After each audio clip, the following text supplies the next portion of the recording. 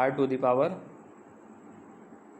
ये पावर में है, घात में है, गामा माइनस 1 है दोस्तों, ध्यान रखिएगा इसको।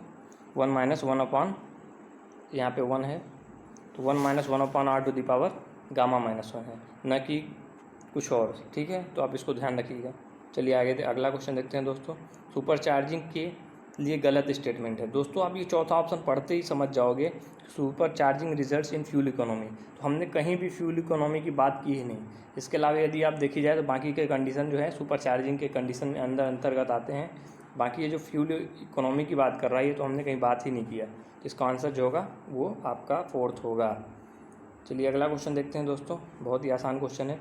नंबर ऑफ वर्किंग स्ट्रोक्स पर minute for a 4 stroke cycle engine. तो दोस्तों जो 1 मिनट में जो आपका स्ट्रोक होता है वो 1/2 होता है, मतलब 1/2। याद रखिएगा इसको, आपको पहले हाफ में 1/2 1 मिनट वर्किंग स्ट्रोक मानी जाती है। आपकी टॉप डेड सेंटर से बॉटम डेड सेंटर आती है तो आपका एक स्ट्रोक कंप्लीट हो जाता है, और इस दौरान आपका जो क्रैंक शाफ्ट है वो आधा घूमता है, आप याद रखिएगा। चलिए दोस्तों आगे देखते हैं। तो पूछ रहा है थ्योरेटिकल हवा और फ्यूल का अनुपात क्या होता है। तो दोस्तों थ्योरेटिकल अनुपात जो होता है वो आपका 15:1 होता है। तो इसमें जो एयर है और प्लस फ्यूल है वो आपका 15:1 के अनुपात में होता है। या दोस्तों याद रखिएगा, यहाँ पे एयर जो होता है 15 होता है। यदि बात की जाए तो 15 किलोग्राम एयर ले लेंगे और 1 किलोग्राम जो है आप फ्यूल ले लेंगे, तो इसका जो अनुपात होगा वो आपके आईसी इंजन में यूज होता है। चलिए दोस्तों अगला क्वेश्चन देखते हैं। आईसी इंजन में जली हुई गैस को कंबसन चेंबर से बाहर निकालने की प्रक्रिया क्या कहलाती है? दोस्तों तो जो ये प्रक्रिया होती है ये आप एक तरह का डेफिनेशन समझ लीजिएगा, तो ये स्कैवेंजिंग कहलाती है। दोस्तों स्कैवेंजिंग इज़ अ प्रोसेस, ये एक प्रोसेस होता है to remove the burned gases. तो जो जली हुई गैसेस होती हैं, जो गैसेस यूज हो चुकी हैं, उनको सिलेंडर से बाहर निकालने की प्रक्रिया को स्कैवेंजिंग करते हैं। आप इसको याद रखिएगा, अच्छी बात रहेगी। चलिए दोस्तों अगला क्वेश्चन देखते हैं। In the opposed piston diesel engine combustion chamber कहाँ होता है? तो दोस्तों अपोज्ड पिस्टन इंजन सिलेंडर इस तरह का होता है। आप थोड़ा एक बार समझ लीजिए कि आपका जो है ये हो गया आपका पिस्टन, ये आपका पिस्टन हो गया दोस्तों। पहला पिस्टन ये रहता है और दूसरा पिस्टन जो होता है इसी तरह इसकी जस्ट अपोजिट दिशा में होता है, इसलिए इसका नाम होता है अपोज्ड पिस्टन। ये इस तरह का ध्यान रखिएगा आप, ताकि आपको ध्यान रहे। तो दोस्तों ये जो पिस्टन है ये कुछ इस तरह का मूव करता है और इस साइड का जो पिस्टन है कुछ इस तरह से मूव करता है। दोस्तों इसके बीच में पूछ रहा है कि कंबसन चेंबर कहाँ होता है? तो कंबसन चेंबर दोस्तों यहाँ पे होता है, यहाँ पे ही जो है एयर और फ्यूल का जो मिक्सचर है वो कंप्रेस होता है। तो ये आपका ऑप्शन सीधा सीधा सा है, थर्ड नंबर पिस्टन के बीच में। तो यहाँ पे आप देख सकते हैं। चलिए अगला क्वेश्चन देखते हैं दोस्तों। The engine of the charge by some hot surface within the engine before the passage of spark is called. तो दोस्तों ये पूछ रहा है कि स्पार्क की जो प्रक्रिया होती है, जैसा मैंने आपको बताया कि स्पार्क प्लग लगा होता है आईसी इंजन में, तो पूछ रहा है स्पार्क की प्रक्रिया से पहले जो इग्निशन मतलब थोड़ी सी जो आग लगती है या फिर गर्म होता है, उस प्रक्रिया को क्या बोलते हैं? तो आपका सिंपल शब्दों से ही समझ में आ जा रहा है दोस्तों, प्री इग्निशन। मतलब इग्निशन से जस्ट पहले की क्रिया प्री इग्निशन कहलाती है। बहुत ही आसान है। चलिए अगला क्वेश्चन देखते हैं दोस्तों। तो अगला क्वेश्चन आपके सामने है दोस्तों। In a typical medium speed 4 stroke cycle diesel engine, तो पूछ रहा है दोस्तों ये जो 4 स्ट्रोक साइकिल डीजल इंजन में कौन सी प्रक्रिया होती है? तो दोस्तों ये fuel injection starts at 10 degree before top dead centre, याद रखिएगा, and ends at 20 degree after top dead centre. तो ये जो है ये आपका ऑप्शन सही है।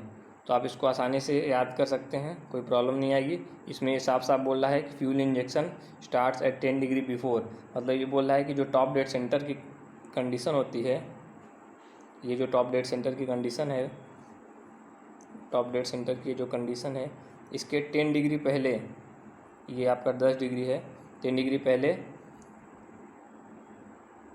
And ends at 20 degree after top dead centre. तो ये 20 डिग्री आप इसको मान लीजिए, ये आपका 20 डिग्री ले लेते हैं। तो 20 डिग्री आफ्टर ये आपका हो गया टॉप डेड सेंटर। तो ऑप्शन इसका आपका हो गया ए नंबर, याद रख लीजिएगा, ज़्यादा अच्छा रहेगा।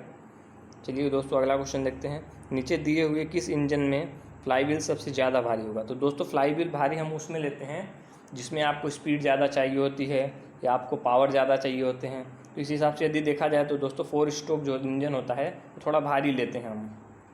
तो यहाँ पे आप तो पहला ऑप्शन ये क्लियर कर सकते हैं कि 4 स्ट्रोक इंजन होगा, या तो ये होगा या तो ये होगा। लेकिन दोस्तों आप यदि आरपीएम यानी स्पीड की बात की जाए तो यहाँ पे 1500 आरपीएम की बात किया है, यहाँ 750 आरपीएम की बात किया, तो आपका सीधा सीधा आंसर होना चाहिए ए नंबर। तो दोस्तों मैं आपको एनसीएल में डीजल इंजन या पेट्रोल इंजन से जितने भी रिलेटेड अच्छे अच्छे क्वेश्चन हैं मैं आपको पूरे कराऊंगा। आप बस हमारे साथ जुड़े रहिए, हमारे चैनल को सब्सक्राइब कीजिए, लाइक कीजिए। चलिए आगे बढ़ते हैं दोस्तों और देखते हैं अगला question.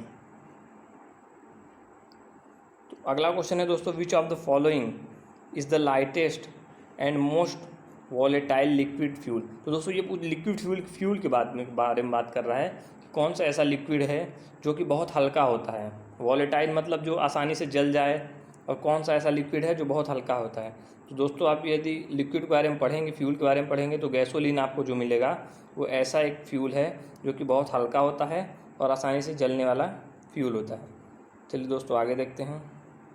The working pressure and temperature inside the cylinder of an inlet internal combustion engine. तो दोस्तों ये बात कर रहा है कि जो आईसी इंजन यानी इंटरनल कंबसन इंजन का जो इनलेट का मतलब होता है दोस्तों जब कोई भी फ्यूल का मिक्सचर जो होता है वो कंबसन चेम्बर में एंटर करता है उस समय का जो टेम्परेचर और प्रेशर की बात कर रहा है वो अभी की बात कर रहा है।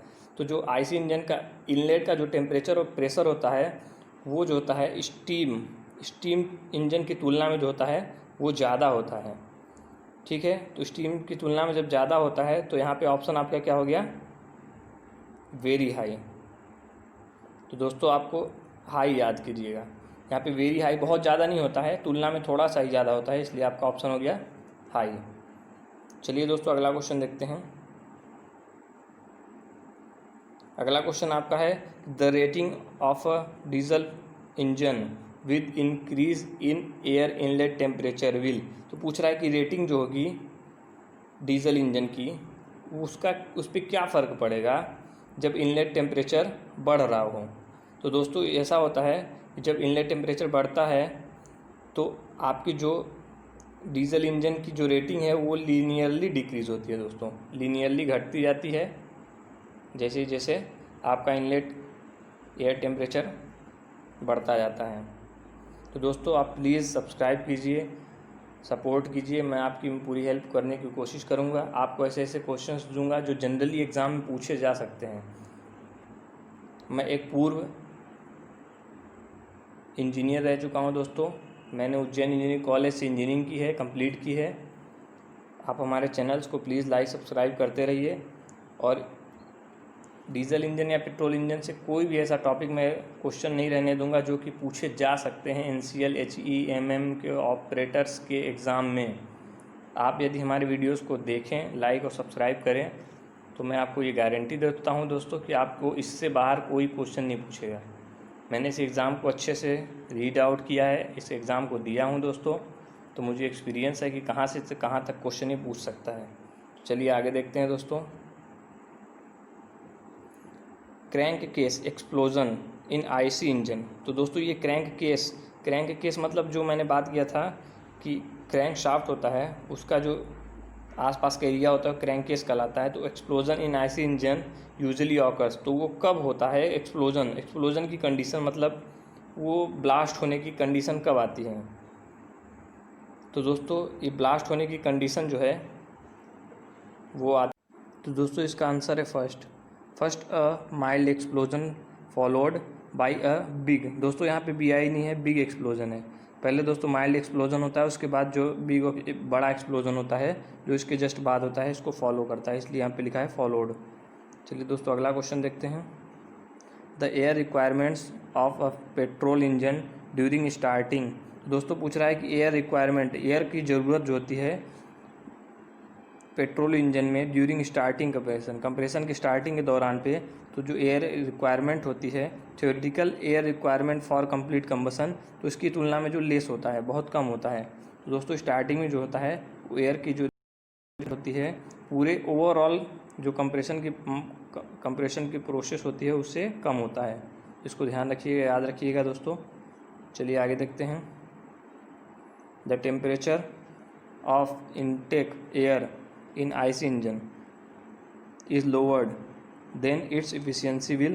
दोस्तों यहाँ पे इफ़ याद रखिएगा, इफ़ तो ज़्यादा अच्छा रहेगा। If the temperature of intake air in IC engine is lowered, यदि आईसी इंजन का जो टेम्परेचर है वो इनटेक के दौरान पे कम है तो इफ़िशियंसी क्या होगी। तो दोस्तों मैंने आपको शुरुआत में बताया था कि टेम्परेचर यदि ज़्यादा है तो इफ़िशियंसी कम होगी, अगर इफ़िशियंसी कम है तो टेम्परेचर जो होगा ज़्यादा होगा। तो यहाँ पे टेम्परेचर जो है लोअर है तो जो इफ़िशियंसी आपकी होगी वो ज़्यादा होगी, तो इसका ऑप्शन होगा ए।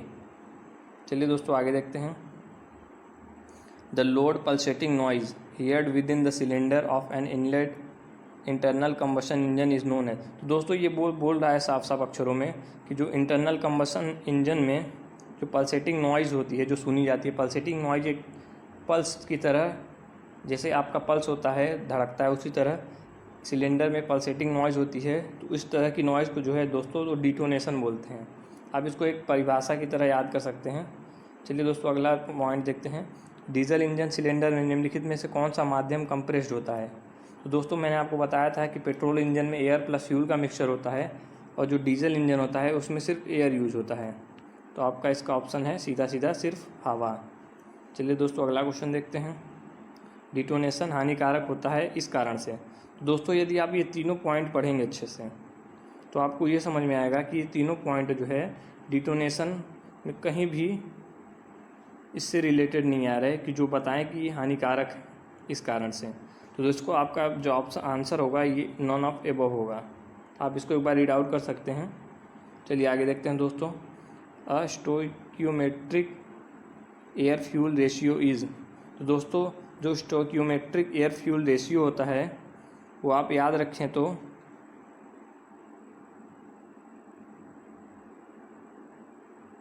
ऑप्शन है ए। दोस्तों केमिकली करेक्ट मिक्सचर जो होता है वो stoichiometric air fuel mixture ratio होता है। चलिए आगे बढ़ते हैं दोस्तों। ज्वलन का क्रम आईसी इंजन में किस पर निर्भर करता है। तो दोस्तों ज्वलन का क्रम मतलब आईसी इंजन में जो ज्वलन होती है इग्निशन होता है वो किन चीज़ों पे डिपेंड करता है। तो सिलेंडर के अरेंजमेंट पर, तो इस पे तो डिपेंड करता है दोस्तों कि अरेंजमेंट कैसा है आपका। क्रैंक शाफ्ट के डिज़ाइन पर, तो इस पर भी डिपेंड करता है दोस्तों क्रैंक शाफ्ट की अपनी डिज़ाइनिंग कैसी की है। सिलेंडर की संख्या पर यह भी डिपेंड करता है कि 3 सिलेंडर है कि 6 सिलेंडर है, इस पर भी डिपेंड करता है। तो आपका जो ऑप्शन 4 है वो आपका सही आंसर हुआ। चलिए दोस्तों आगे देखते हैं। गलत तर्क पहचानिए। तो यदि आप दोस्तों बाकी चीज़ें पढ़ लो कोई प्रॉब्लम नहीं, आप बाकी चीज़ें पहले पढ़ के देखो, इससे आपको क्लियर होगा कि क्या गलत ऑप्शन हो सकता है। तो thermal efficiency of diesel engine is 34%। तो दोस्तों ये ऑप्शन तो सही है। आप याद भी रख सकते हैं कि थर्मल इफिशिएंसी कितनी होती है डीजल इंजन की, तो 34%। ये याद रखने वाली चीज़ है, आपको पूछी जा सकती है एग्ज़ाम में। दूसरा है option theoretical correct mixture air fuel जो होता है 15:1 होता है। तो दोस्तों ये भी ऑप्शन सही है, मतलब ये भी गलत स्टेटमेंट नहीं है। High speed compression engine dual cycle में शुरू होता है। तो दोस्तों जो हाई स्पीड कंप्रेशन इंजन होता है वो डुअल साइकिल पे से स्टार्ट होता है। तो ये भी ऑप्शन सही है आपका। तो दोस्तों आपका ऑप्शन जो गलत है, गलत स्टेटमेंट पूछा है, तो आप जब इसको पढ़ते हैं कि एसआई इंजन यानी spark ignition engine are quality governed engine, तो ये बात कर रहा है कि क्वालिटी गवर्नेड इंजन होते हैं स्पार्क इग्निशन। तो ये आपका ऑप्शन जो है वो गलत है। दैट मीन्स उसका रियल ऑप्शन जो है ये है। तो आपका ऑप्शन जो डी है वो आपका आंसर हुआ दोस्तों। तो चलिए दोस्तों आगे देखते हैं। अगला क्वेश्चन देखते हैं दोस्तों। The maximum propulsive efficiency of a turbojet engine is at a. तो दोस्तों जो टर्बोजेट इंजन की जो इफिशियंसी होती है वो मैक्सिमम कब होती है, कौन सी स्पीड पे आपकी टर्बोजेट इंजन की इफिशियंसी सबसे ज़्यादा होती है। तो यदि आप इसको याद रख लें तो अच्छी बात है कि 2400 किलोमीटर पर आवर्स पे जो आपकी जो इफिशियंसी है वो सर्वाधिक होती है। अगला क्वेश्चन देखते हैं दोस्तों। The ratio of indicated thermal efficiency. तो एक रेशियो आप ध्यान रखिएगा, तो इंडिकेटेड थर्मल इफिशियंसी और corresponding air standard cycle efficiency, ठीक है, स्टैंडर्ड साइकिल इफिशियंसी, इस रेशियो को जो बोलते हैं दोस्तों, इस रेशियो को बोलते हैं रिलेटिव इफिशियंसी। आप इसको याद रखिएगा, ज़्यादा अच्छा है, ये एक परिभाषा की तरह है। तो दोस्तों अगला क्वेश्चन देखते हैं।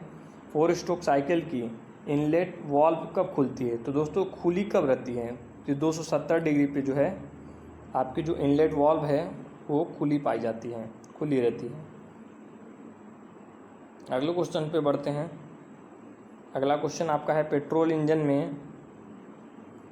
इंजन में सबसे कम क्रैंकिंग स्पीड कितनी होती है।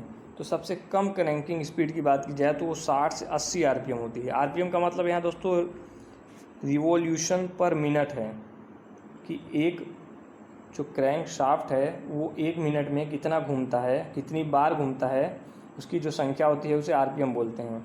चलिए आगे बढ़ते हैं।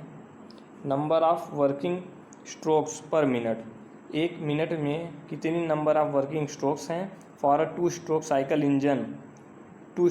इंजन के लिए, तो वो इक्वल होते हैं दोस्तों। याद रखिएगा ये आपको कि ये इक्वल होते हैं the speed of engine in RPM, जितनी आरपीएम से इंजन घूमती है उसके वर्किंग स्ट्रोक के इक्वल होता है। तो दोस्तों मैं बस आपसे इतने ही दरख्वास्त करता हूँ कि आप प्लीज़ हमारे चैनल को सब्सक्राइब कीजिए। मैं आपको इस टॉपिक से रिलेटेड कुछ और क्वेश्चंस कराऊंगा जो कि बहुत ज़्यादा इंपॉर्टेंट होंगे। यदि आप इनको सब्सक्राइब करेंगे तो उनका अपडेट्स आपको मिलेंगे। प्लीज़ हमारे चैनल को लाइक करिए और अपने दोस्तों तक फॉरवर्ड कीजिए। एज ए इंजीनियर मैं कोशिश करूँगा कि आपको इस टॉपिक से रिलेटेड कोई भी क्वेश्चन आए तो आप आसानी से आँख मूंद के आप उसको सॉल्व कर लीजिए। दोस्तों यदि मैं देखा जाए तो मैं बाकी एग्ज़ाम्स की तुलना में एनसीएल बहुत इजी एग्ज़ाम है। मैं आपको ऐसे क्वेश्चंस प्रिपेयर कराने वाला हूं जो कि एनसीएल के एग्ज़ाम में आने ही आने हैं, तो आपको कोई प्रॉब्लम नहीं आएगी। तो आप प्लीज़ सब्सक्राइब कीजिए, हमारी हेल्प कीजिए, हम आपकी हेल्प करेंगे और मिल के एनसीएल निकालेंगे। और टेलीग्राम चैनल आप ज्वाइन कर लीजिए, उसमें मैं पीडीएफ वगैरह इस जो पढ़ा रहा हूँ आपको उसकी पीडीएफ वगैरह दे दूँगा। Thank you for watching. मिलते हैं अगली वीडियो में, तब तक के लिए बाय बाय।